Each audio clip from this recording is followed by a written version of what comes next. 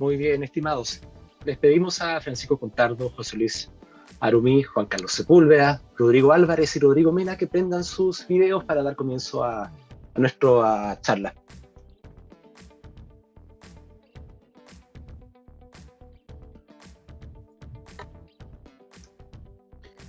Dice que no se puede porque el hospedador lo...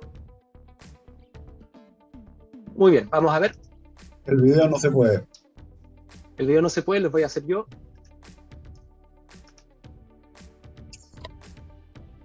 Ahora sí. Ahí sí, señores. Rodrigo.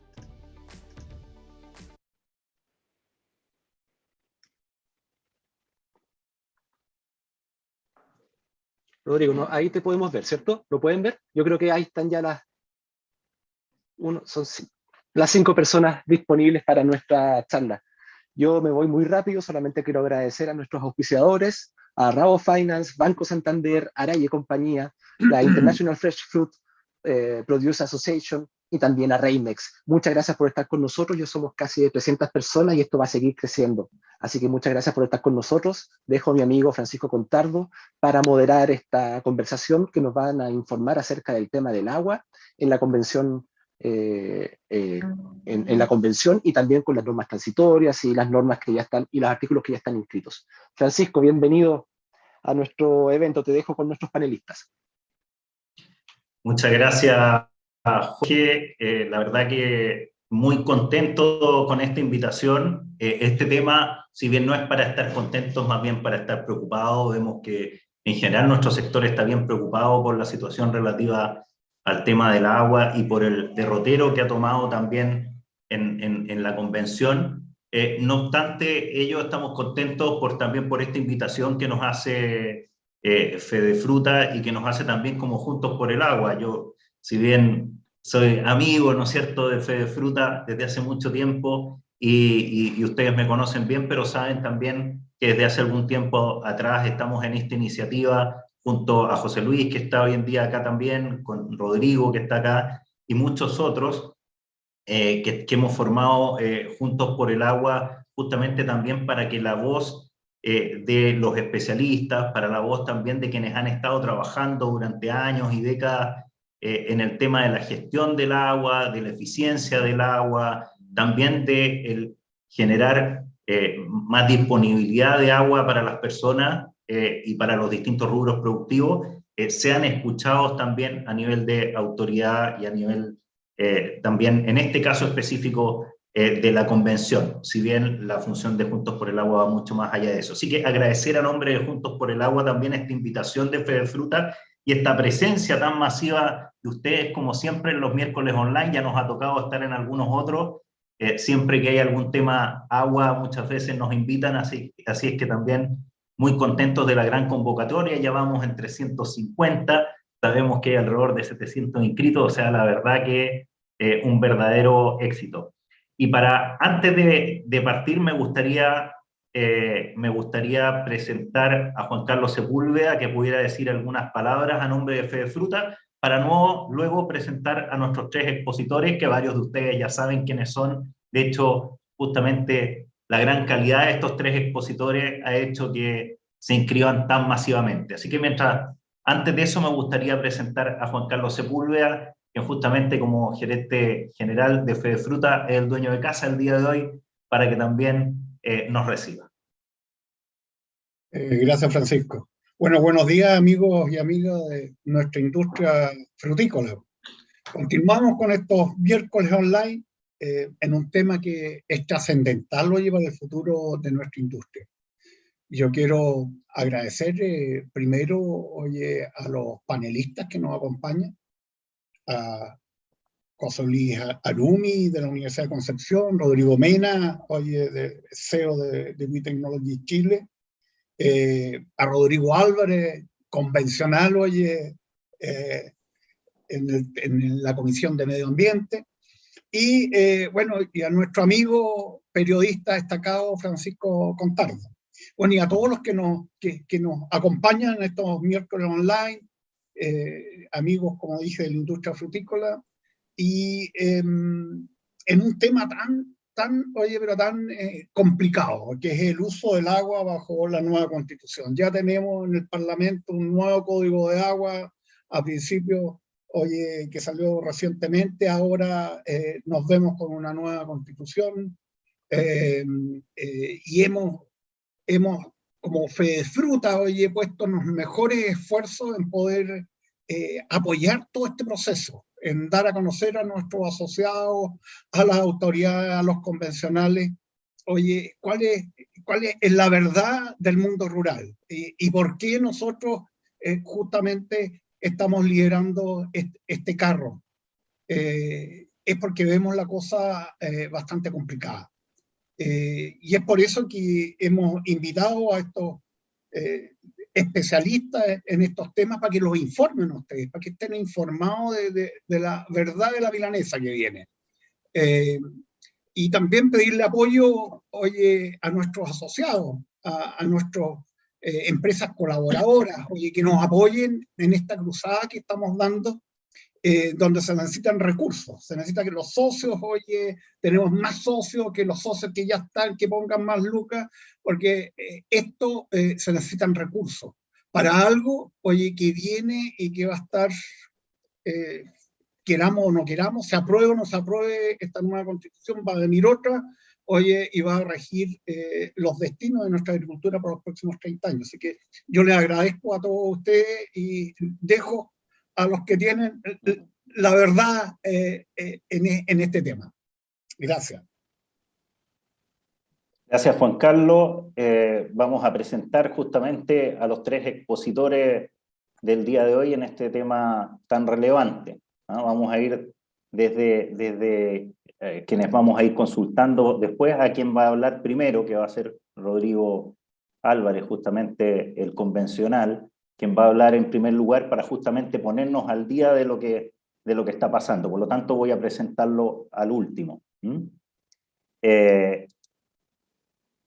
José Luis Arumi es investigador principal del Centro CRIAM de Recursos Hídricos para la Agricultura y la Minería de la Universidad de Concepción, en la cual es profesor de pregrado y posgrado del Departamento de Recursos Hídricos de la Facultad de Ingeniería Agrícola en materias como hidrología, gestión de recursos hídricos, aguas subterráneas y procesos hidrológicos en ecosistemas. Es ingeniero civil y doctor por la Universidad de Nebraska. Es miembro del referente ciudadano Juntos por el Agua y uno de sus fundadores desde sus inicios en febrero de este año. Rodrigo Mena, por su parte, es fundador y gerente de desarrollo de WITEC, empresa tecnológica que se dedica a las soluciones en materia de medición y gestión eficiente del consumo de agua para diversas industrias.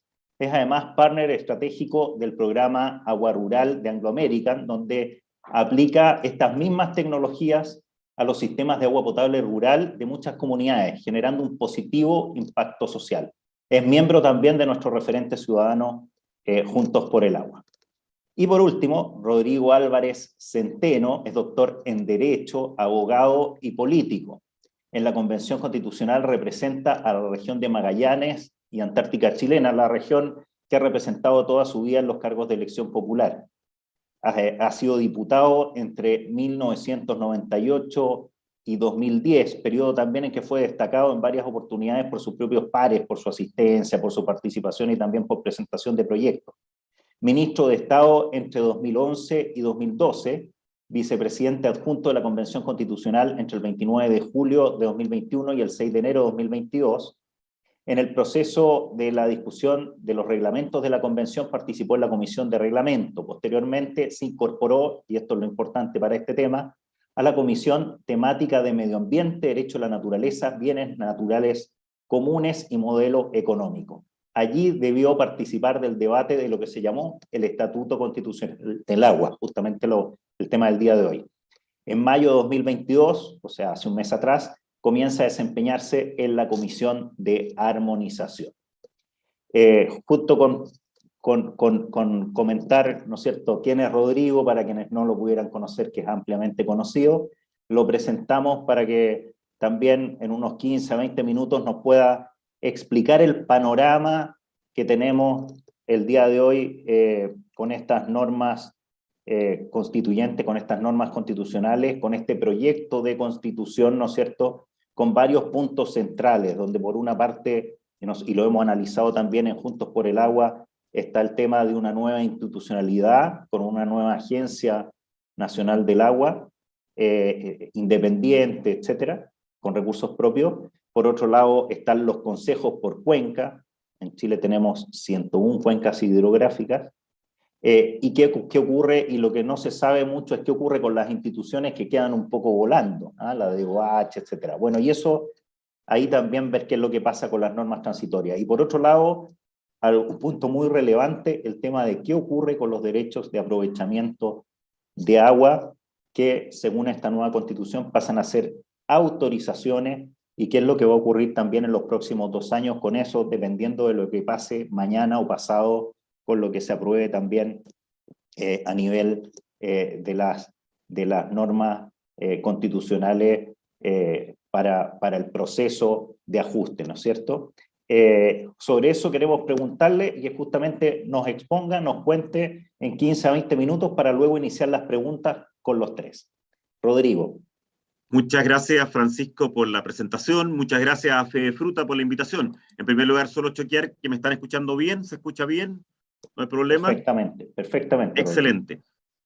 Reitero la gratitud a Fedefruta, la invitación y la posibilidad de conversar con todos ustedes, porque este es sin duda, y quiero subrayarlo, uno de los temas más importantes de la propuesta que ha hecho la Convención Constitucional para el plebiscito del 4 de septiembre. Probablemente este es uno de los temas más destacados, con más potencia política, el uso del agua, y con más discursos en el desarrollo de todo el debate de la Convención Constitucional. Podríamos agregar la plurinacionalidad, podríamos agregar la descentralización, pero el agua como tema político, económico, social y jurídico fue y estuvo presente en todos los discursos y en todas las intervenciones de estos 10 meses. Por lo tanto, es un tema extraordinariamente complejo, y qué bueno que haya muchos invitados porque quiero explicarles en qué queda. Tú me decías, tratemos de hacer una exposición. Bueno, lo que voy a tratar de explicarles primero es lo que ya está aprobado, es decir, lo que no hay duda, lo que está incluido en esos 499 artículos de la propuesta de la Convención Constitucional. Algunos pueden cambiarse en el margen porque pueden tener algún problema gramatical o pueden tener alguna contradicción, pero lo que les voy a primero decir es lo que ya está aprobado. Esto va a ir necesariamente en la propuesta que hace la Convención Constitucional. Y creo que tiene unas consecuencias para ustedes, para su mundo, gigantescas, a mi modo de ver, bien equivocadas. Lo primero, entender lo primero, es que el agua, como bien, cambia su categoría jurídica. Pasa a ser una nueva categoría que crea la propia Constitución, que se llaman bienes comunes naturales. Se une con esto a los glaciares, al aire, a las altas montañas, al mar, etc. El agua como tal pasa en todas sus fases a ser un bien común natural. Por lo tanto, es una nueva categoría, distinta a la de los bienes nacionales de uso público, que por ejemplo tiene el Código Civil, o distinta a la de la Constitución actual, que hablaba de algunos bienes que la naturaleza había hecho comunes a todos nosotros. No, es una nueva categoría en que une a muchos elementos. Pero lo relevante, para que todos ustedes sepan, son las consecuencias de estar en esa categoría. Y la principal consecuencia es que estos bienes pasan a ser inapropiables, pero lo más relevante, incomerciables. O sea, si ustedes llegan a tener una autorización del agua, esa autorización no puede comercializarse, no puede transarse, no puede darse en garantía. Esa autorización sencillamente, y la Constitución ya lo dice, otorga al titular el uso que justificó su otorgamiento. Por ejemplo, regar. Pero no puedo entregarla, no puedo comercializarla, no puedo transarla, no puedo darla en garantía. Entonces, primer gran elemento y cambio. Juan Carlos aludía al Código de Aguas que está recién aprobado y que incluso fue felicitado por todo el mundo. No, acá cambiamos.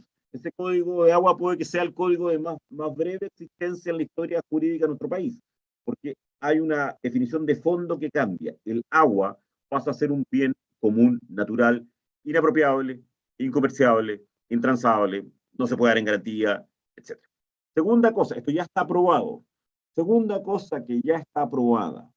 Cesan, caducan, desaparecen, se transforman en autorizaciones de uso, lo que hoy día son sus derechos de aprovechamiento. O sea, el nuevo régimen jurídico de agua elimina la existencia de derechos de aprovechamiento.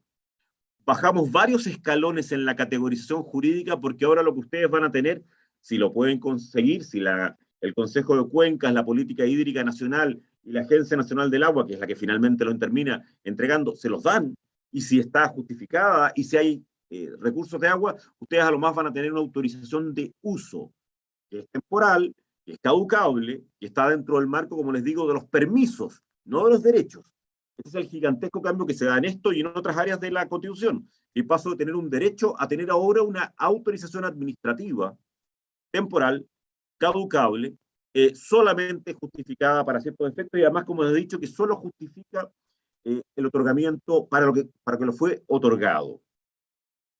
Entonces, segunda categoría tremendamente relevante. No hay más derechos de aprovechamiento de agua. Esto pasa a ser una autorización de uso administrativa dada por la Agencia Nacional de Agua.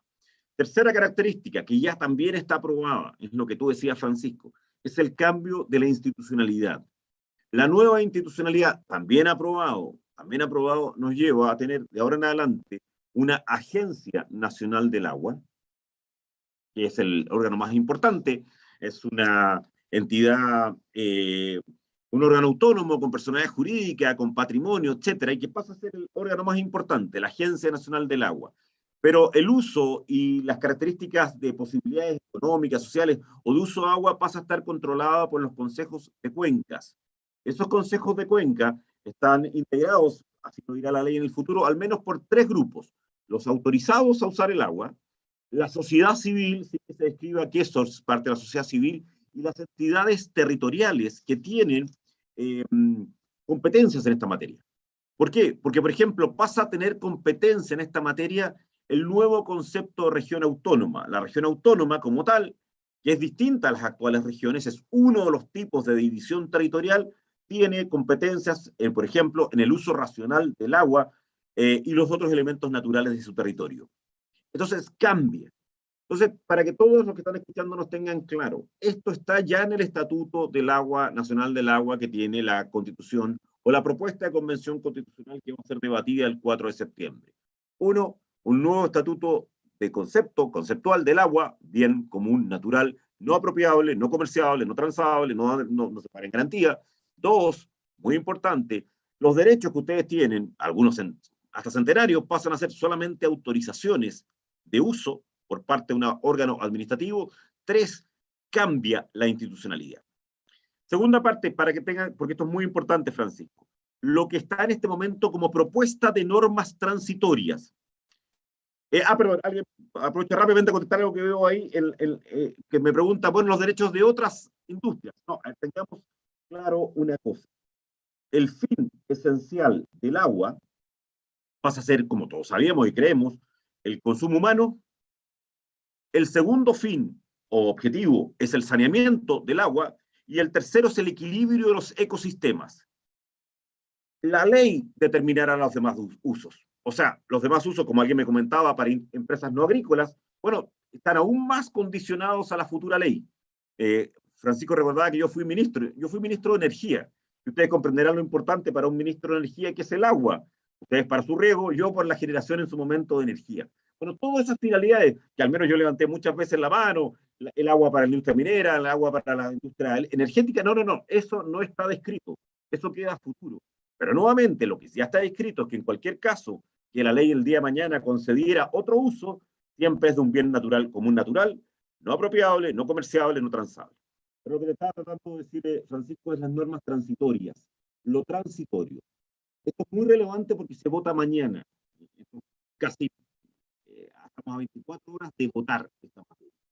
Por lo tanto, es importante que ustedes sepan que así como lo anterior que les comenté, ya está en el texto, no puede ser cambiado. Yo lo considero muy negativo, pero no puede ser cambiado. La norma transitoria que les comento ahora son muy relevantes para que ustedes estén preocupados, pero tendremos que ver mañana si se aprueban o no. Yo citaría 3 normas transitorias muy relevantes. Muy relevantes. La primera es que dice la norma transitoria 165, que con la entrada en vigor de la Constitución, es decir, el día que la Constitución empieza a tener vigencia, todos los derechos de aprovechamiento de agua todos los derechos que ustedes tienen suscritos con anterioridad se consideran para todos los efectos legales solo una autorización de uso de agua, según lo que establece la Constitución. Esto quiero decirles, una norma, una de las razones por la cual yo me voy a poner esta norma, es porque esta es la expropiación más grande que hemos visto en muchos años. Porque estamos quitándoles características esenciales al dominio de sus derechos del agua, pasándolo a convertirlo en una autorización de uso solo por el Ministerio de la Constitución. Solo por el Ministerio de la Constitución. Desde el momento. Entonces, primero, los derechos de aprovechamiento de agua, de acuerdo al artículo 165 transitorio, si es que se aprueba, lo demás está aprobado, si esto se aprueba, significa que los derechos de agua pasan a ser autorizaciones de uso desde el momento en que la entrada en vigencia de la Constitución. Segunda cosa muy relevante, se dan plazos, se da un plazo de 6 meses para que el presidente envíe al Congreso el proyecto que crea la Agencia Nacional de Agua y el Consejo de Cuenca. Los consejos de cuenca, que ya les aludía, son la nueva institucionalidad. Agencia Nacional de Agua, Consejos de Cuenca y, por supuesto, la política hídrica. O sea, en un plazo de 6 meses el Congreso tiene, el presidente tiene que mandar este proyecto digamos, que crea esta nueva institucionalidad. Por mientras, y tú me lo preguntabas esto, Francisco, la entidad que sigue existiendo y que tiene a cargo todas las funciones que la Constitución delega en estas actividades es la Dirección General de Aguas del Ministerio de Obras Públicas. Esa es la institución. Y la tercera norma transitoria que es relevante entender es que ya esta misma Dirección General de Aguas, o en los 6 meses más, si se aprueba el proyecto de la Agencia Nacional de Agua, tienen de manera gradual, progresiva, pero le dice la propia norma transitoria, seguimos en transitoria, con sentido de urgencia, empezará el proceso de redistribución de los caudales y de las cuencas. ¿Por qué? Porque la autorización de uso de agua va a estar condicionada por la disponibilidad de agua en los caudales, y por tanto esta nueva institucionalidad tiene que hacer una redistribución de los caudales y de las cuencas, y de ahí saber qué cantidad de agua se puede autorizar en su uso. Y eso puede afectar directamente ya no el cambio de derecho a autorización, sino que también la cantidad de agua que ustedes tengan. De hecho, la Constitución, esta norma transitoria dice que este proceso de redistribución solo no afectará a los pequeños usuarios autorizados, los que serán definidos según necesidades sociales. A todos los demás, esta redistribución de los caudales puede afectarlos. Entonces, Francisco, para resumir muy rápidamente, que ya está ya en la Constitución, nueva categoría jurídica, bien común natural, inapropiable, incomerciable. ¿Qué está en la Constitución? Que todos los derechos de agua pasan a ser solo una autorización. ¿Qué está en la Constitución?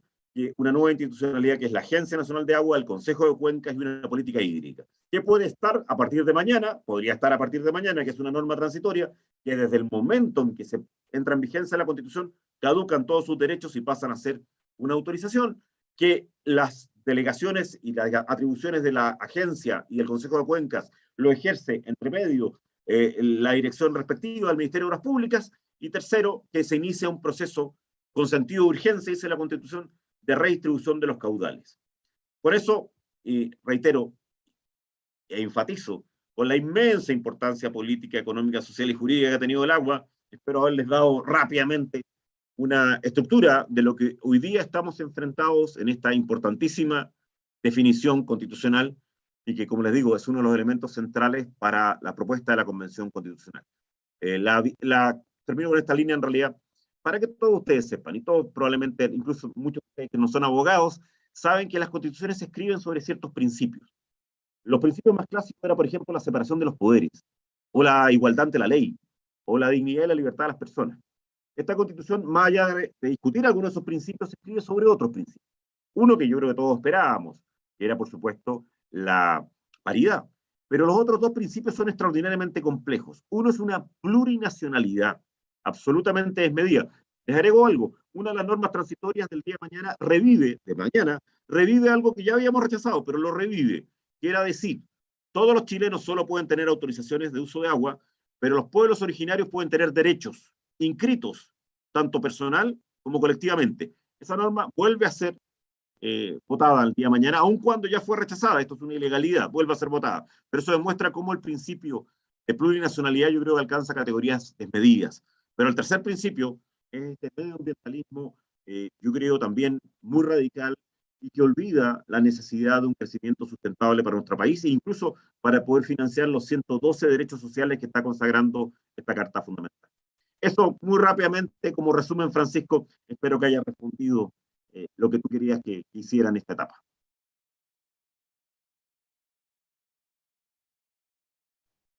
De todas maneras, Rodrigo, y de manera además muy sucinta y muy bien resumido, con gran capacidad, ¿no es cierto? Sin lugar a duda, también todo lo que ha sido este trabajo, un extraordinario resumen, como dice alguien por ahí también en el chat. Justo con eso le agregaría más pelos a la sopa a este escenario que tú relatas, que es el propio de la convención.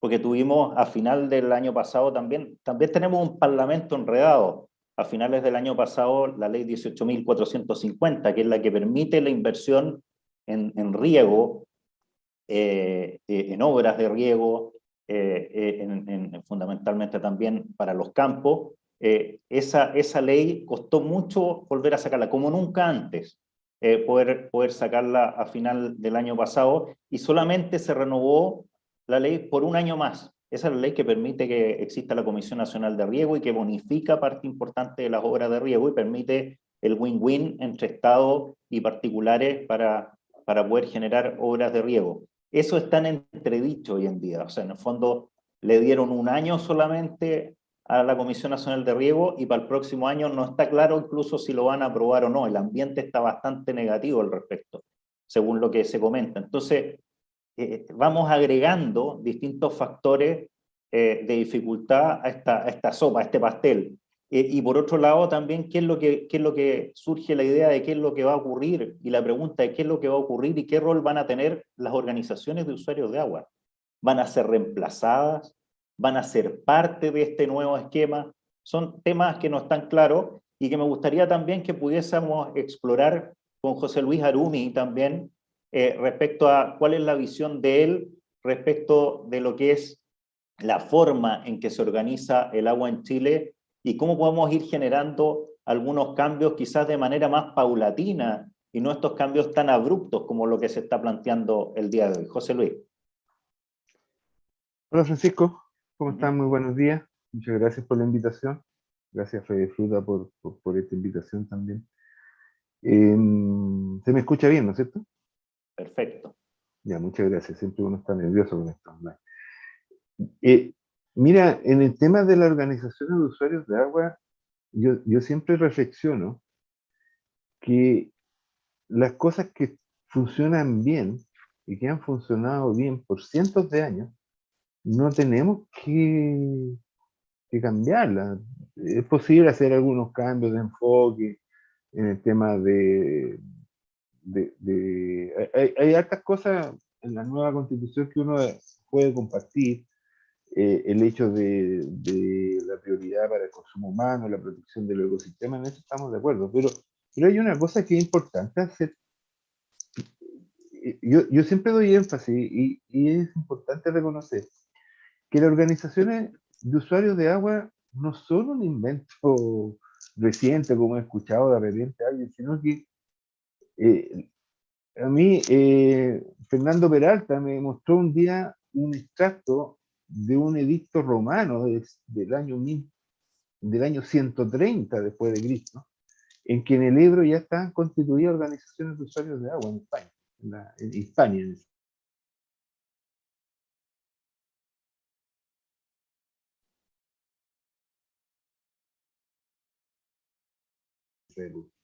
O sea, por lo menos hay escasez de un recurso, que en este caso el agua en zonas semiáridas, la gente se organiza para usarlo.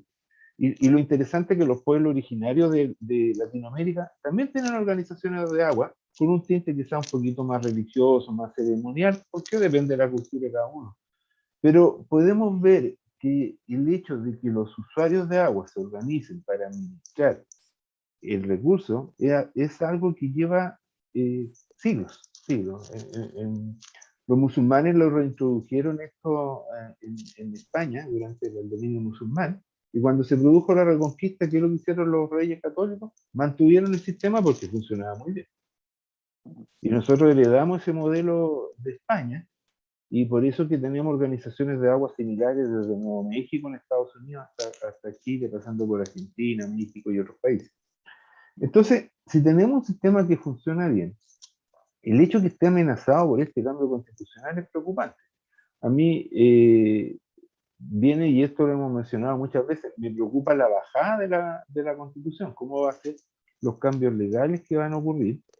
Si se hace mal eso y quedan sin sustento legal la Organización de Usuarios de Agua, ¿qué vamos a hacer con los 150.000 kilómetros de canales que tenemos acá en Chile? Eso se administra públicamente. La cantidad de conflictos que resuelve la Organización de Usuarios de Agua sin pasar al sistema judicial es impresionante. Entonces, ahí como que siempre se me genera el temor de que no se reconoce esta labor. Es una labor muy silenciosa que ellos hacen. Yo soy súper hincha de la Organización de Usuarios de Agua en general, no sé si se me nota, pero creo que debemos proteger las cosas buenas que tenemos. Oye, José Luis, yo rescato también mucho esta opinión tuya, porque tú destacas por ser una persona muy moderada en tus opiniones. Tú no haces defensas corporativas o defensas por defender sectores, eres muy independiente en tu forma de pensar, ¿ah? Y algo que siempre valoro mucho de la forma en que tú te planteas.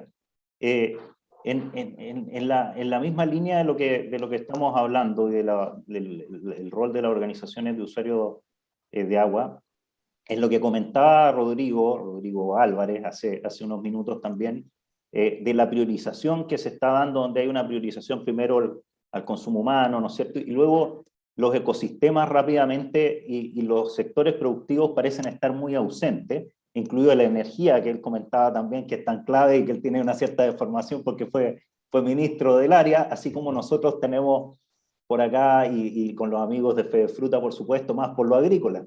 Es natural, cada uno tiene su corazoncito, pero hay sectores que son, sin duda, esos sectores son muy estratégicos.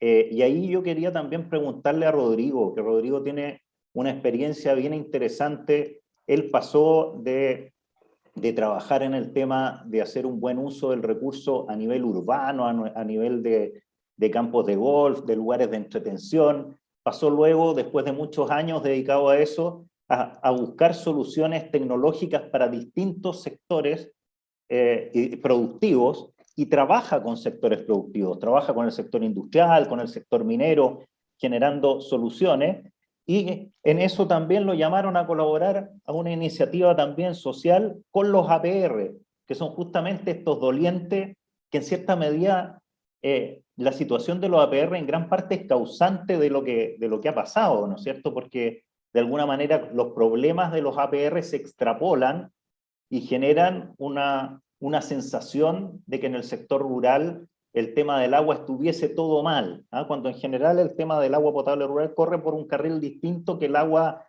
del canal de riego, ¿ah? Pero eso no necesariamente se entiende en nuestro mundo citadino. Y a Rodrigo le ha tocado lidiar, relacionarse con estos distintos mundos, tiene un perfil súper especial, bien distinto, bien único. Yo creo que tenemos la fortuna de tenerlo hoy día acá, y me gustaría que contara también un poco cómo se compatibiliza eso y cómo le damos una vuelta distinta a la vuelta maximalista, sino que una vuelta más de diálogo, más de relacionarse y de solucionar los problemas entre todos los sectores.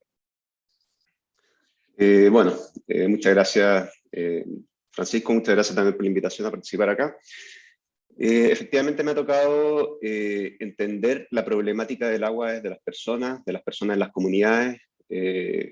Siempre lo digo, nosotros los que vivimos en las ciudades no hemos vivido hasta ahora el problema de la falta de agua, de abrir la llave de la casa y que no salga agua.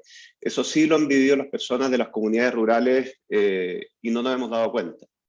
Entonces, bueno, entendiéndolo desde ahí, desde la problemática de las personas, de que no tienen agua para, no sé, lavar su ropa, para bañarse, eventualmente tienen que esperar hasta las 3 de la mañana para tener presión, para que les salga agua en la ducha. Entendiéndolo desde ahí la problemática, yo creo que lo que primero hay que analizar y entender es que hoy hay menos agua, ¿ya? Y tenemos que convivir con esa realidad. Nosotros hemos estado acostumbrados siempre a que nos sobra el agua, ¿no? O sea, como decía, conversamos con José Luis ayer o anteayer, a lo mejor él piensa que este último siglo hemos tenido un exceso de agua. El hecho es que hoy nos falta el agua, ¿ya? Y cuando nos sobran los recursos, nosotros tendemos a derrochar, ¿ya? Y hoy día estamos justamente al otro lado de esa vereda, y es en muy poco tiempo que esto ha ocurrido. O sea, llevamos 12 años de sequía, que hoy día ya la entendemos como un cambio climático, y recién hace 3 años yo creo que nos estamos preocupando en serio del problema del agua, ¿ya? Entonces, el problema de agua de hoy es un problema de todos, y es clave, creo yo, que exista voluntad por todas las partes para solucionar este problema. Y las partes son básicamente 3, ¿ya? O sea, por un lado el Estado, y por otro lado los usuarios, que son las personas o comunidades y la industria, ¿ya? El Estado, por un lado, debe definir reglas claras, ¿ya? Para que los distintos actores y sus actividades convivan con la realidad del agua, ¿ya? Y por otro lado, la convivencia entre las otras partes, es decir, los usuarios, que son básicamente las personas y la industria, también deben tener la voluntad para generar una relación virtuosa y no viciosa, como se tiende a hacer cuando no existen las voluntades, creo yo. Entonces, bueno, entendiendo todo esto, ¿ya? También hay que considerar que aquí existe un ecosistema, ¿ya? En que las personas o comunidades y la industria interactúan y se habilitan de forma virtuosa, siempre bajo un marco de cuidado del medio ambiente, ¿ya? Hoy la industria debe entender que si yo, industria, uso agua, a mi vecino no le puede faltar agua, ¿ya? Eso es básico, tenemos que entenderlo desde esa mirada, ¿ya? Y por otro lado, creo yo que esta problemática que hoy día surge desde la falta de agua, la debemos resolver de forma distinta. Yo creo que hoy día no se ha relevado el tema de la innovación. Además de la voluntad, tenemos que pensar que esto lo vamos a solucionar de una forma distinta, y tenemos que poner sobre la conversación y sobre la discusión la innovación. Nosotros los chilenos somos innovadores. Ante la adversidad siempre nos levantamos e innovamos, ¿ya? Hoy día la tecnología habilita a nuevas formas de interacción y gobernanza, ¿ya? Lamentablemente no hemos incorporado en la discusión la innovación, y creo que eso también es muy importante de incorporar hoy.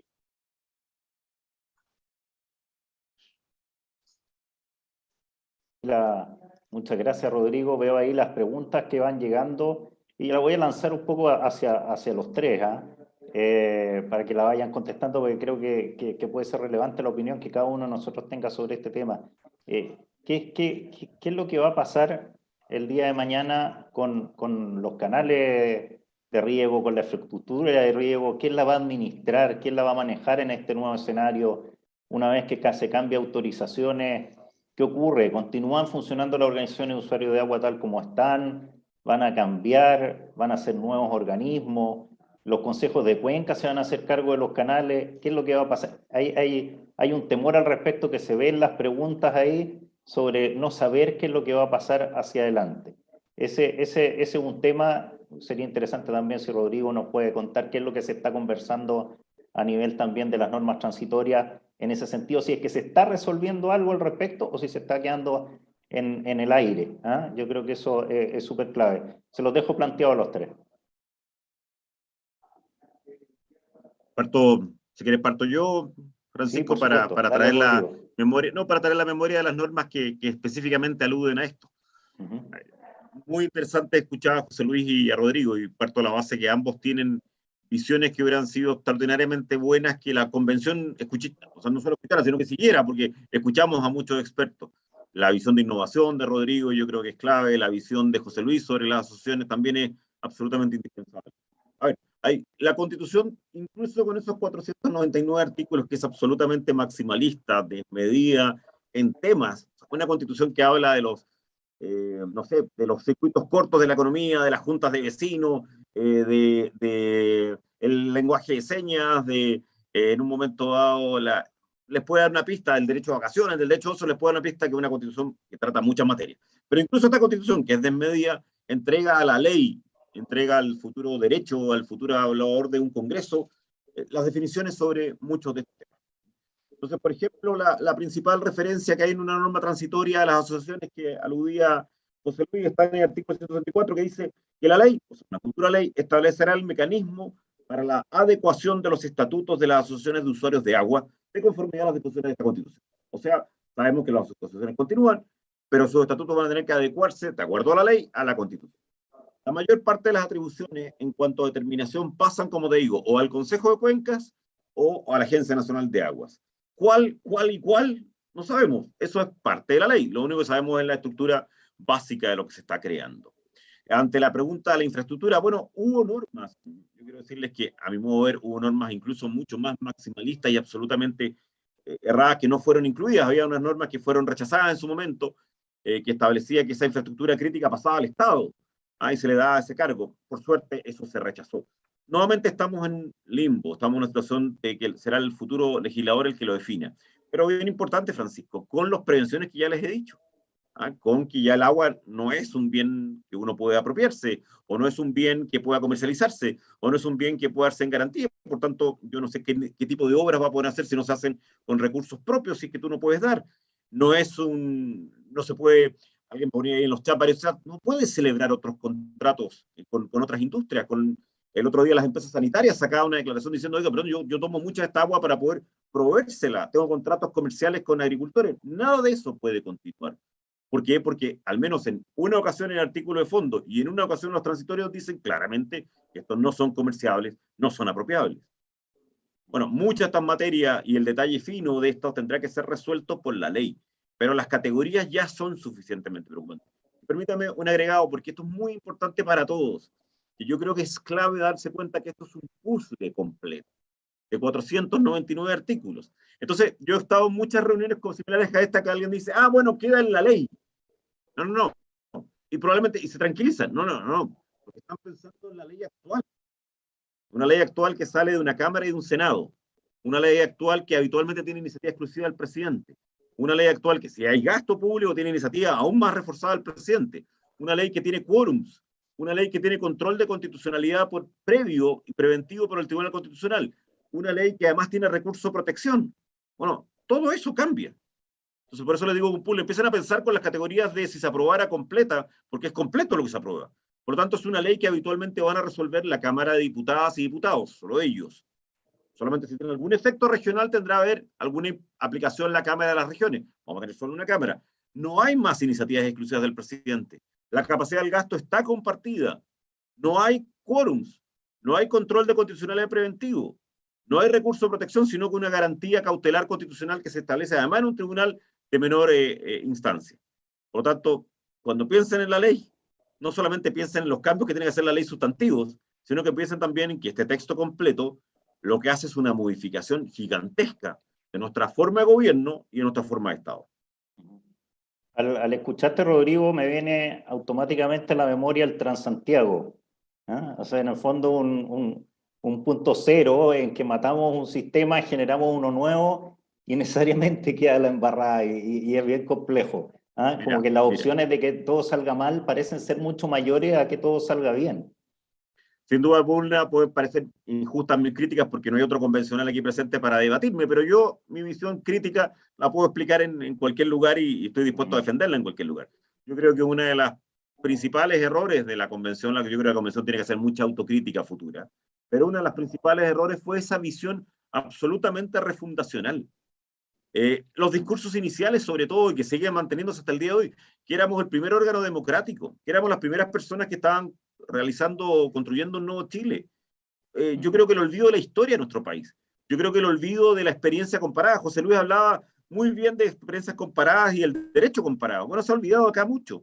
Estamos creando un gigantesco proceso refundacional que yo creo que muchas veces no resulte. Cuando alguien te dice, bueno, pero es un experimento. No, el problema es que los experimentos en el campo social tienen brutales consecuencias. Habitualmente tienen mucho dolor de consecuencias. Por lo tanto, no es fácil llegar y decir, bueno, si no resulta, la cambiamos. No. Yo creo que lo peor es pretender partir de cero. Y quiero decirles desde ya que eso se refleja, por ejemplo, se va a reflejar probablemente en el preámbulo. Vamos a hacer la primera constitución con preámbulo desde una de 1823, en que probablemente se va a aludir a todo esto, que somos la primera constitución, la primera asamblea democrática, la primera asamblea que logra soñar el Chile que queremos, cuando yo creo que es una profunda crítica.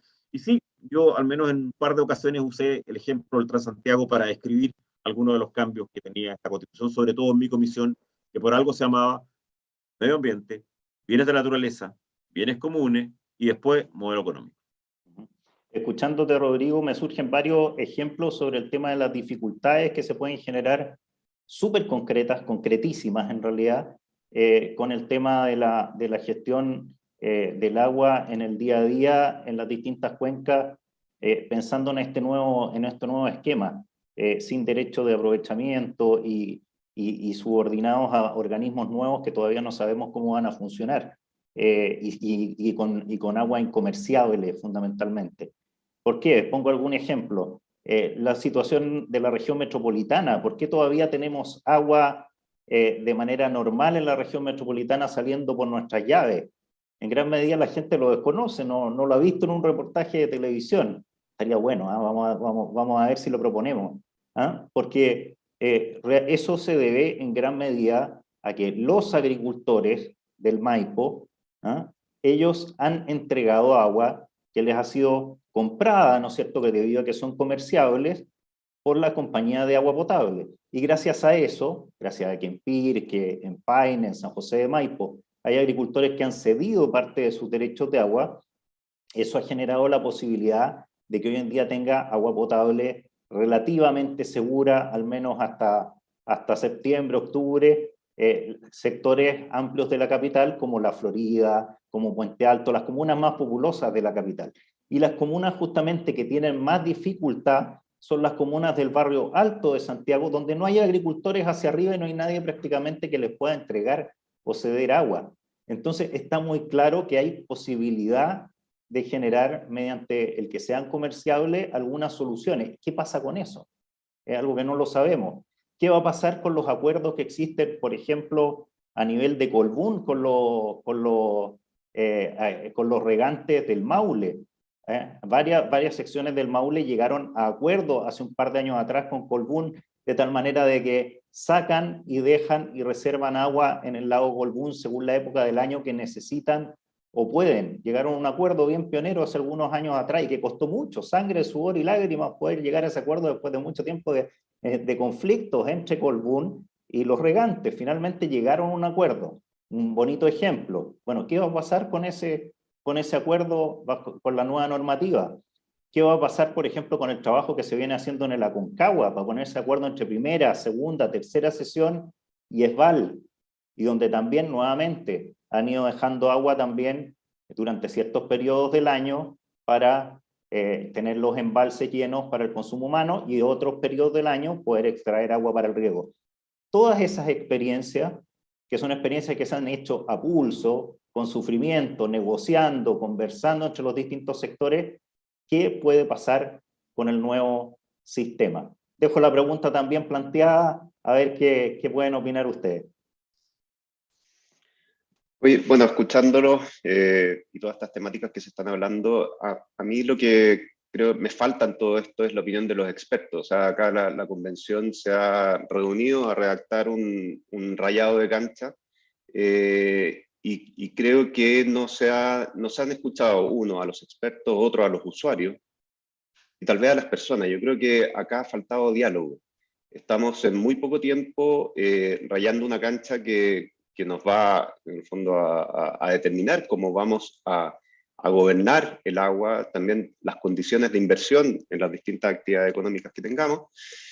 Y creo que es fundamental la opinión de expertos de distintas áreas. Eso falta y eso yo creo que podemos empujar ahora para hacerlo. O sea, creo que podemos, en la bajada que se haga esto, que es lo que decía José Luis, ahora lo que me preocupa es la bajada, efectivamente. Hay que hacer la bajada de esto que ya se está empezando como a rayar en la Constitución, cómo se va a ejecutar definitivamente en términos de leyes, etc. Es ahí donde yo levanto el punto: escuchemos a los expertos, escuchemos a los afectados, escuchémonos a todos, abrámonos a la conversación. José Luis. Francisco, yo aquí hay... En todos los ejemplos que tú mencionaste, yo pienso que ¿cómo se llaman? Los consejos de cuenca que se crean en la Constitución y que van a estar de alguna forma vinculados por la Agencia Nacional del Agua y la región autónoma, que ahí hay que tener mucho cuidado de no cruzar atribuciones. Pero yendo de un punto de vista teórico, los consejos de cuencas podrían apoyar esos acuerdos, podrían liderar esos acuerdos. Nosotros, la experiencia en las juntas de vigilancia, la Junta de Vigilancia reciente de Vitata, del Biobío y del Laja, en que yo de alguna forma he podido participar en esas creaciones, todas esas juntas de vigilancia incorporan usuarios de energía y usuarios de la sanitaria. Tienen la Junta de Vigilancia del Biobío, sumamente moderna, incorpora el concepto de gestión integrada de la cuenca, medio ambiente, es bastante avanzada en ese sentido. Ahora, los consejos de cuenca yo creo que deben incorporar a las juntas de vigilancia, a las comunidades de agua subterránea, a las organizaciones de usuarios, junto con otros usuarios, que yo hasta la fecha yo los llamo los usuarios sin derechos de aprovechamiento de agua, organizaciones de sociedad civil, y ahí se deberían, todos estos acuerdos que tú mencionas se deberían generar dentro de los consejos de cuenca. Esa es una figura que no es mala, y creo que en cierta forma siento que ese cambio de alguna forma va a ser irreversible. O sea, yo creo que estamos marchando hacia una Agencia Nacional del Agua y hacia consejos de cuenca. Se apruebe o se rechace esta constitución en el largo plazo, mediano plazo, vamos a ir en ese sentido, y yo creo que es sano que hayan estos cambios, que se vaya evolucionando, pero hay que hacerlo sabiamente. A mí lo que me preocupa mucho es lo que planteaba Rodrigo Álvarez, en el sentido de las prisas que tiene. Eso de los plazos perentorios de 6 meses para que el presidente mande una ley. Eso yo lo encuentro nefasto, porque básicamente nosotros sabemos que cuando se imponen prisas y cuando se autoimponen plazos, al final las cosas terminan mal. Terminan mal no por maldad, sino que simplemente porque somos personas y no tenemos facilidad de cometer errores. Entonces, yo veo que las juntas de vigilancia, las comunidades de agua subterránea, las asociaciones de canalistas donde no existen juntas de vigilancia, deberían integrar los consejos de cuenca, deberían tener un rol fundamental en los consejos de cuenca con alguna secretaría técnica, coordinación, que lleve esos acuerdos que tú has mencionado.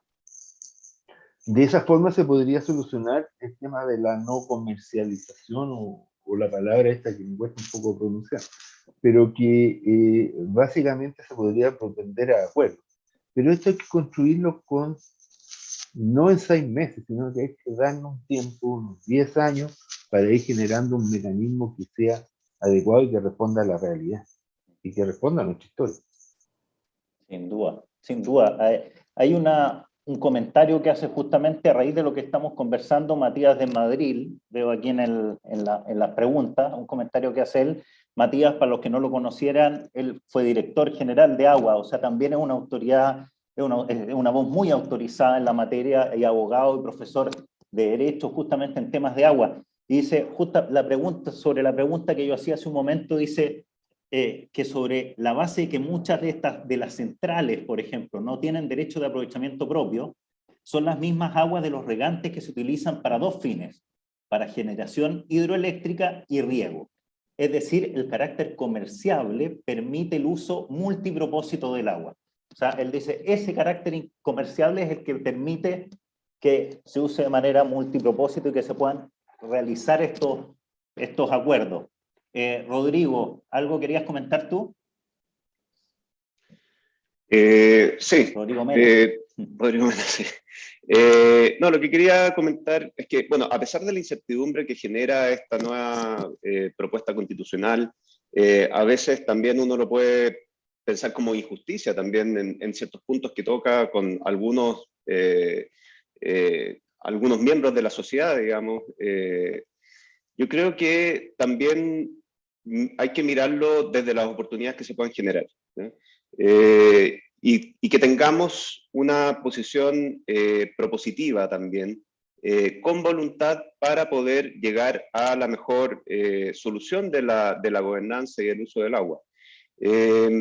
Encuentro que es fundamental que nos pongamos en una posición de cómo enfrentamos esto para que surjan las mejores decisiones y surjan los mejores acuerdos, para que en conjunto podamos convivir con con el uso del agua y las distintas actividades económicas y también en el uso del agua para el consumo humano.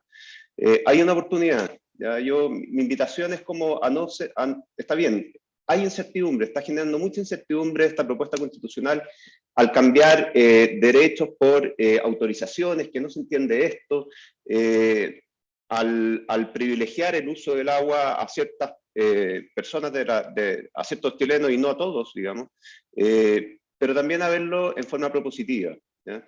Y que pongamos sobre la mesa a los distintos actores que estamos involucrados en esto, que podamos llegar al mejor acuerdo.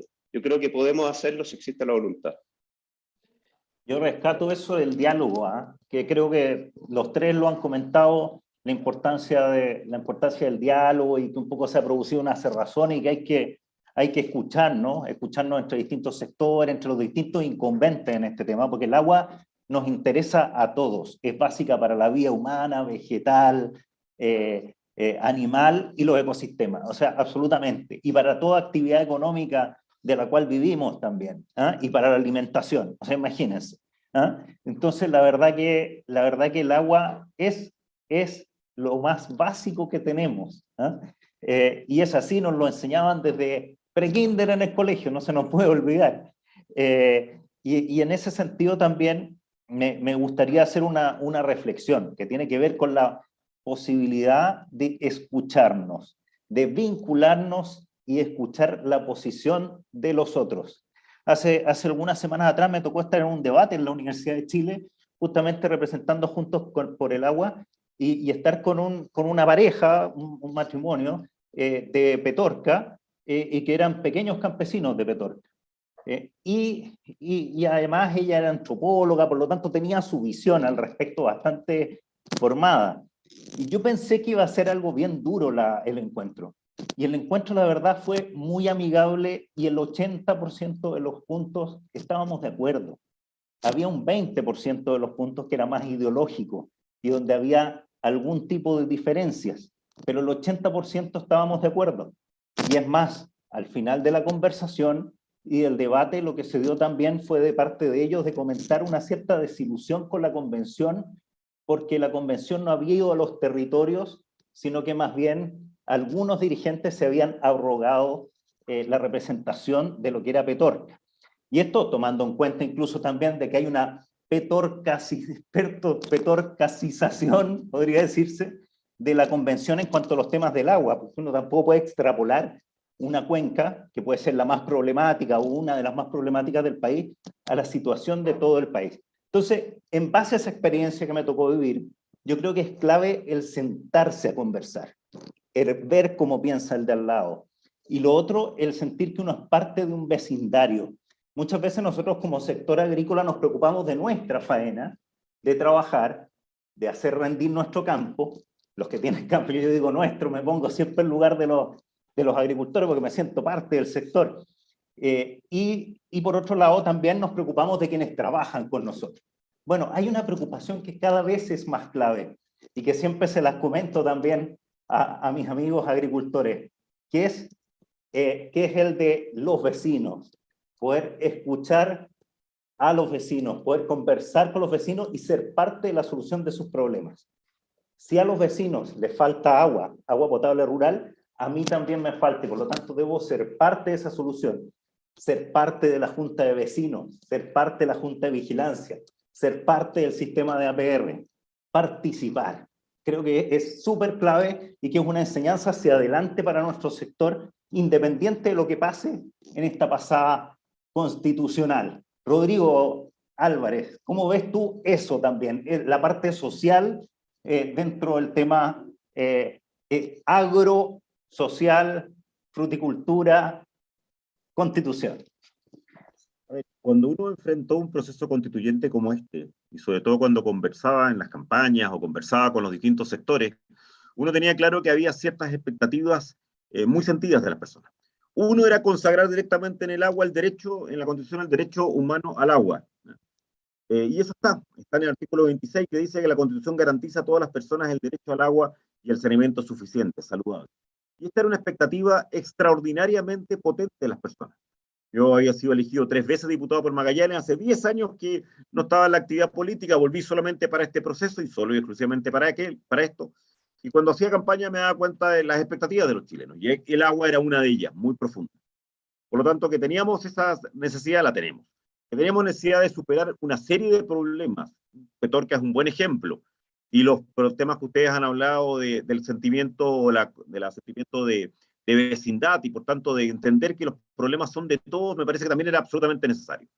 Pero creo que hay 2 características que ha tenido este proceso. En primer lugar, yo creo que ha sido muy poco de escuchar, incluso entre convencionales.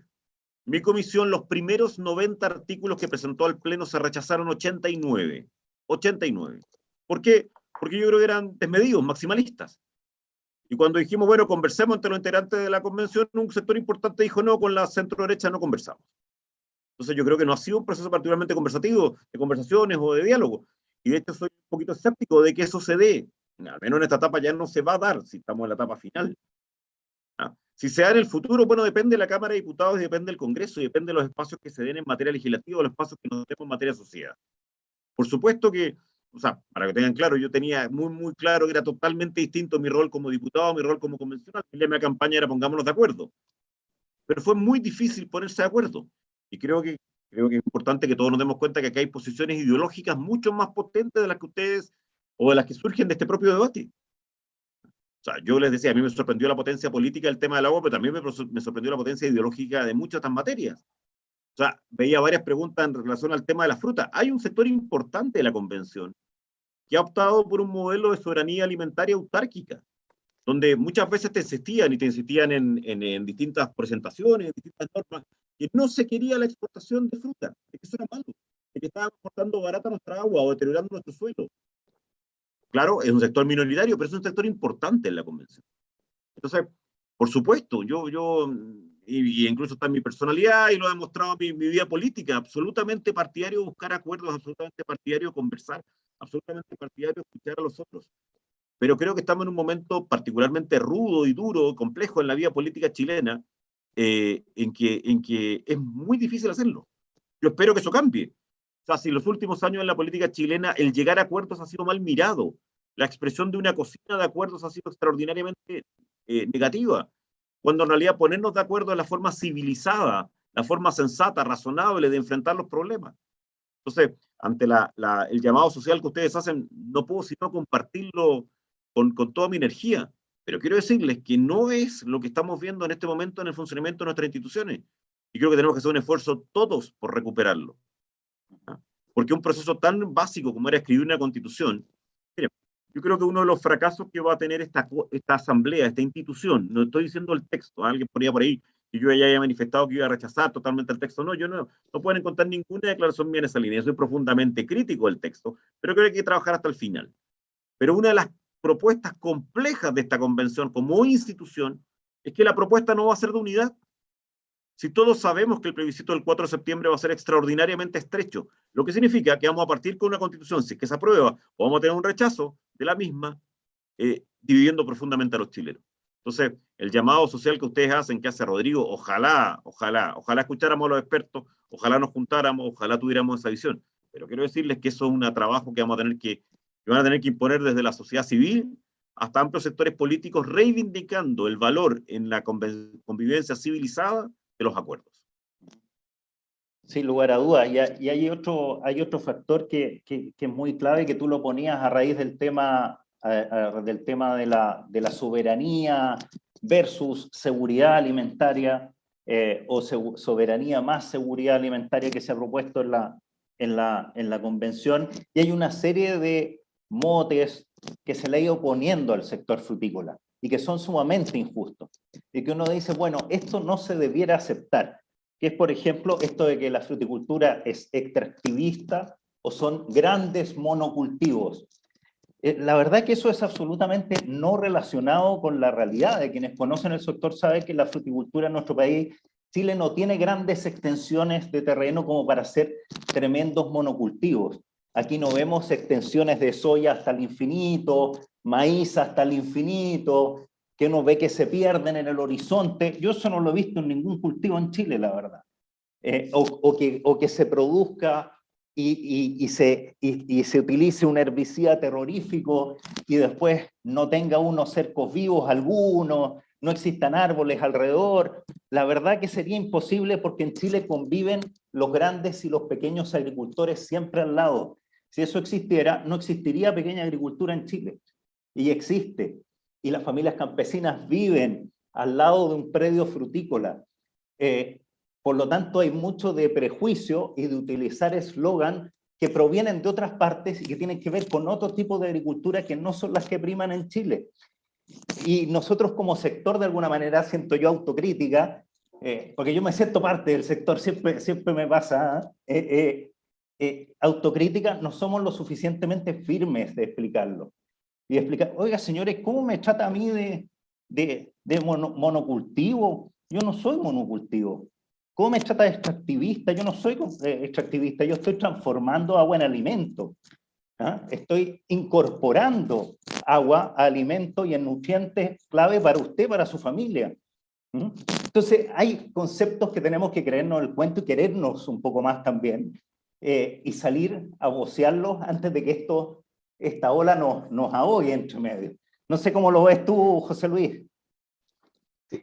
Disculpa, Francisco, antes que sigan, Rodrigo Álvarez tiene que salir de la sesión. Queremos agradecerle, Rodrigo. Francisco, si lo puedes despedir, por favor. Oye, Rodrigo, realmente ha sido un agrado poder contar contigo, además que la exposición más clara imposible, ¿eh? Como siempre, muy claro para explicar, muy certero, así que, y yo creo que también ha sido una preocupación importante también como Fedefruta, es que Fedefruta no tiene un color político propiamente tal, y el tener un convencional tenía un grado de riesgo en ese sentido, y creo que tú has sido muy certero en ser lo más objetivo posible, en mostrar lo que está pasando más allá de tus opiniones personales, mostrar bien en objetivo la situación de la convención y de cómo está quedando la Constitución, una materia tan clave como es el tema del agua. No, muchas gracias a ti, muchas gracias a Fedefruta por la invitación, un gusto, un placer haber estado con Rodrigo y con José Luis. Lamentablemente tengo que abandonarlos ahora, pero cuando sea necesario, feliz de seguir conversando estas materias. Un abrazo grande y muchas gracias a todos los que nos escucharon esta mañana. Que estés bien. Gracias, Rodrigo. Oye, más de 400 personas todavía atentos a nosotros, tuvimos más de 500 en algún momento, y escuchando también lo que nos comentaba Rodrigo y lo que comentaba José Luis también y Rodrigo Mena. Yo quisiera destacar sin duda también este tiempo que nos ha dado Rodrigo para explicarnos realmente lo que está pasando a nivel de la convención, la capacidad también de poder explicarlo en fácil, de manera objetiva, como comentábamos hace un momento, y lo otro también, que independiente del sector político que represente, ¿verdad? Que yo creo que no es el tema, sino que hay un tema de que esta convención en el área del agua, fundamentalmente la tomó en gran medida la mayoría de los articulados la Comisión de Medio Ambiente, y esa Comisión de Medio Ambiente y Recursos Naturales contaba con un grupo muy duro, muy firme, 10, 11 convencionales que se autodenominaron los ecoconstituyentes. Vimos unas imágenes alguna vez incluso de una funa a algunos convencionales del Partido Socialista por parte de esos ecoconstituyentes. Entonces, efectivamente, el resto de los convencionales que participaron, la verdad que yo creo que, opinión personal, hay que reconocerles también la valentía que tuvieron de jugársela y participar por una convención en que había una mayoría bastante hostil en ese sentido. Junto con esa apreciación que es netamente personal, me gustaría también irle dando espacio a José Luis y a Rodrigo como para ir cerrando un poco, ir cerrando también con un foco en la innovación, en lo que falta y que podemos meterle hacia adelante. ¿Qué nos está faltando en esta norma constitucional, pero que sí debiese estar en la ejecución, que sí debiera estar en las prioridades de esa Agencia Nacional del Agua, si es que efectivamente entra en vigencia, que debería estar en las prioridades de esos consejos de cuenca, si es que están en vigencia, o si no lo entran dentro de los nuevos organismos que se formen en caso de ser otra la Constitución que se termine aprobando? ¿Cuáles son las propuestas hacia adelante? Pensando un poco también en el trabajo que hemos hecho en Juntos por el Agua en los últimos meses. Francisco, a ver, Antes de contestar tu última pregunta, quería retomar el tema de los monocultivos, porque realmente acabo de darme cuenta que tienes toda la razón del mundo. Yo hice mi doctorado en Nebraska, y ahí son 6 millones de hectáreas de maíz. Yo mostraba suelo en un campo de maíz que tenía kilómetros de maíz, kilómetros de maíz, kilómetros de maíz, en cualquier dirección que mirar. Y eso es cierto, acá no. Si uno mira una cuenca aquí es muy difícil decir que hay un monocultivo, hay una integración de muchos tipos distintos de material, de plantación y cultivo. Otra cosa, quiero destacar aquí, aprovechar esta pequeña instancia y darme una libertad para comentar el trabajo exhaustivo que ha hecho mi amiga y colega Verónica Delgado de la Universidad de Concepción. Ella es directora del Centro de Derecho Ambiental y Cambio Climático, que ha trabajado apoyando a esta Comisión de Medio Ambiente, y yo sé que ha tenido un rol muy silencioso y muy callado en todas estas modificaciones y en la mejora de las propuestas que se han aprobado. Ahora, yendo a tu comentario, a tu pregunta, yo creo que lo que necesitamos acá es tiempo. A mí me preocupa mucho cuando veo estas normas transitorias que dan plazos perentorios de 6 meses, de un año, no sé, incluso está en el nuevo Código de Agua cuando hay algunas normas perentorias de dos años para generar comunidades de agua subterránea. Yo creo que aquí necesitamos reconocer que esto debe tener un tiempo y generar instancias de conversación. Las corporaciones de cuenca son 101 cuencas. ¿Vamos a tener 101 corporaciones de cuenca o vamos a juntar cuencas pequeñas de 100 kilómetros cuadrados, un grupo de ellas en territorio homogéneo para hacer las cosas? Necesitamos tiempo para hacer esta cosa bien hecha.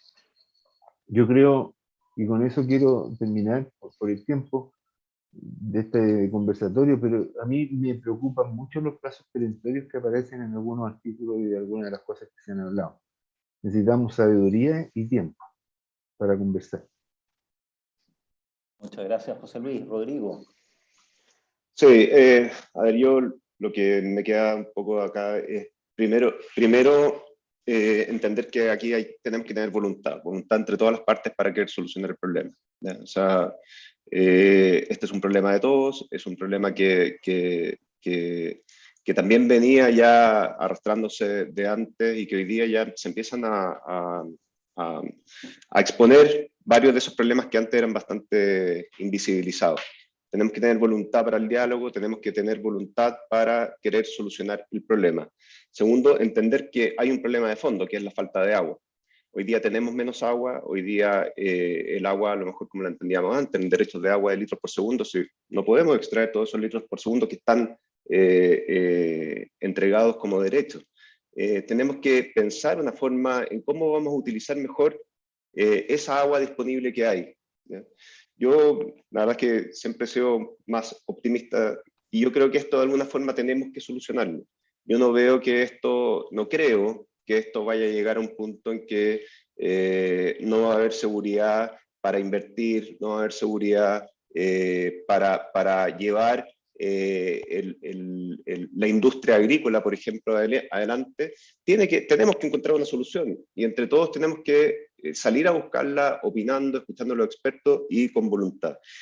Y por último también detectar las oportunidades que se puedan generar de esto, o sea, que se está hablando de una Agencia Nacional de Agua, de un organismo único que resuelva la problemática de agua, porque hoy día también tenemos que entender que hay múltiples organismos, la DGA, la DOH, INDAP, etcétera. O sea, creo que son más de 60, no sé, y de esa forma es imposible llegar a una solución práctica. Con un solo organismo creo que hay una oportunidad de que se pueda llegar en la práctica a una solución eficiente, ¿ya? Y siempre yo lo digo, innovación, tenemos que innovar, mirar fuera de la caja, no pensar de la misma forma como hemos pensado siempre. Esto lo debemos solucionar de una forma distinta, debemos ser innovadores, debemos escucharnos también, debemos entender lo que tú decías, Francisco, somos vecinos. No puede ser que a mi vecino le falte agua. No puede ser que haya gente que hoy día no tenga acceso al agua potable. Eso tenemos que preocuparnos todos, tenemos que preocuparnos de nuestros vecinos, tenemos que tener voluntad para solucionar los problemas y de esa forma creo que nos vamos a escuchar de mejor forma para poder salir adelante en esto. Muchas gracias, Rodrigo. Un buen mensaje ahí para ir cerrando. Y me gustaría agregar también el tema de que hoy en día estamos centrados en la gobernanza del agua, ¿no es cierto? En estas 43, 44, hasta 60 relacionadas organizaciones del Estado que están dedicadas de alguna manera al agua o que tienen influencia o atribuciones respecto a la gestión o gobernanza del agua. Pero hay un tema que queda que no necesariamente lo resuelve la Constitución, y que es un tema que tenemos que sentarnos entre todos a resolver, que mientras tanto, ¿qué es lo que ocurre? ¿Cómo se gobierna el agua mientras estamos en sequía, mientras estamos en una sequía permanente, que es cambio climático, que ha cambiado la fisonomía de la zona centro-norte, centro y centro-sur del país, donde a nosotros desde niños nos enseñaban que teníamos un clima templado, y hoy en día estamos en un semiárido definitivamente, o muy cerca de eso. ¿Ah? ¿Qué le vamos a decir a nuestros niños? ¿Qué clima tenemos ya? ¿Ah? Ahí ya hay un cambio súper claro, y frente a ese cambio no podemos seguir esperando necesariamente a que esté ya la nueva gobernanza nacional del agua, que todo esto se implemente. Mientras tanto, hay ciertos cambios que son de gobierno y que son de los privados.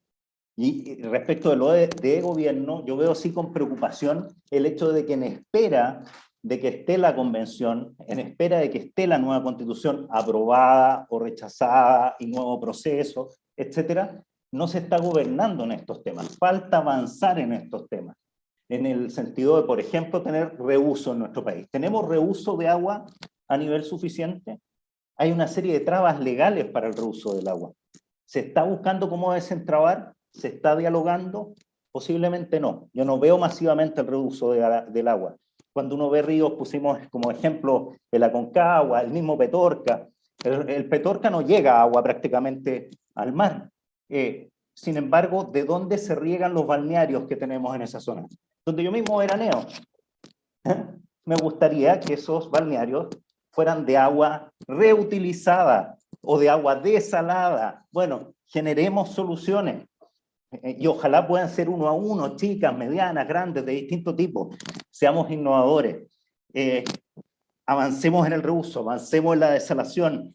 ¿Qué ha pasado con las carreteras hídricas? ¿Cómo puede ser que en un país pase a ser una mala palabra hablar de una carretera hídrica y existan 2 proyectos presentados al MOP y pasen 3 años y el MOP no conteste si son válidos o no, si les va a dar prioridad o no? Sencillamente los deja vegetando porque es políticamente incorrecto. Eso, en el gobierno que sea, es una vergüenza, hay que decirlo. Hay que conversar, hay que hablar, hay que avanzar en estos temas. Ese es el último mensaje que me gustaría dar el día de hoy, y me gustaría agradecerle, como siempre, a Fedefruta, por supuesto, nuestro grupo de Juntos por el Agua, a Rodrigo Mena, su presencia, a José Luis Arume, su presencia, por supuesto también al convencional Rodrigo Álvarez. Ha sido un agrado compartir y escuchar muchas de las preguntas que ustedes han hecho. Me habría gustado haber hecho mucho más de las preguntas, pero a veces se pasan también entre tanto que uno conversa también y expresa sus ideas en conjunto también con buenos amigos, como siempre en Fedefruta. Les quiero dar las gracias. Muchas gracias, Rodrigo. Muchas gracias, José Luis. Y va a ser hasta una próxima oportunidad.